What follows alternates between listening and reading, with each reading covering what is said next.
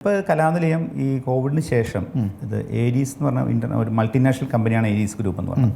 അദ്ദേഹത്തിൻ്റെ അതിൻ്റെ ചെയർമാനാണ് സോഹൻ റോയ് സാർ. അപ്പോൾ അദ്ദേഹമായിട്ട് ഞാൻ 5 മിനിറ്റിൻ്റെ സംസാരത്തിലാണ് ഈ ഒരു അത്ഭുതം സംഭവിച്ചത്. കാരണം അദ്ദേഹം ഒരു വലിയൊരു വ്യവസായി ആണെങ്കിൽ പോലും വളരെയധികം പാഷനേറ്റ് ആണ് കലകളോടും എല്ലാം. അദ്ദേഹത്തിന് 999 എന്ന് പറഞ്ഞ ഭയങ്കര ഇതിനോടൊക്കെ വളരെയധികം ഇഷ്ടമുള്ളൊരു വ്യക്തിയാണ്. അങ്ങനെ ഒരു വ്യക്തിയും കൂടി ഉണ്ടെങ്കിൽ മാത്രമേ അത് പൊരുത്തപ്പെട്ടു പോകുള്ളൂ. മനസ്സിലായില്ല? ഇതിനോട് ഇഷ്ടം വേണം, നാടകത്തിന് കലകളോട് ഇഷ്ടം വേണം. പിന്നെ നമുക്ക് ഇനിയുള്ള കാലത്ത് ഞാൻ ഒറ്റയ്ക്ക് നടത്തുക എന്ന് പറഞ്ഞാലും വലിയൊരു റിസ്ക്കാണ് അത്. സത്യം പറയാം, നമുക്ക് ഇനിയും ഇപ്പോൾ കേരളത്തിൽ മാത്രമായിരിക്കും, നമുക്ക് ഇന്ത്യക്ക് പുറത്തും നമുക്ക് നാടകങ്ങൾ അവതരിപ്പിക്കണമെങ്കിൽ ഇങ്ങനെ വലിയൊരു മൾട്ടിനാഷണൽ കമ്പനിയുടെ സപ്പോർട്ടും കൂടി നമുക്ക് വേണം.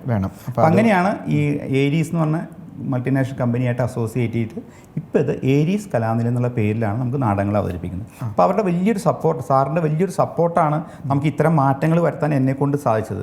എല്ലാവിധ നമുക്ക് സ്വാതന്ത്ര്യവും തരണമല്ലോ, അതും അദ്ദേഹം വളരെയധികം എല്ലാവിധ സ്വാതന്ത്ര്യവും തന്നിട്ട് എൻ്റെ കൂടെ നിൽക്കുന്നുണ്ട്. അത് വലിയൊരു ഇതിൻ്റെ മുന്നോട്ടുള്ള യാത്രയ്ക്ക് എനിക്ക് വലിയൊരു സഹായമായിട്ടുണ്ട് ശരിക്കും പറഞ്ഞു കഴിഞ്ഞാൽ.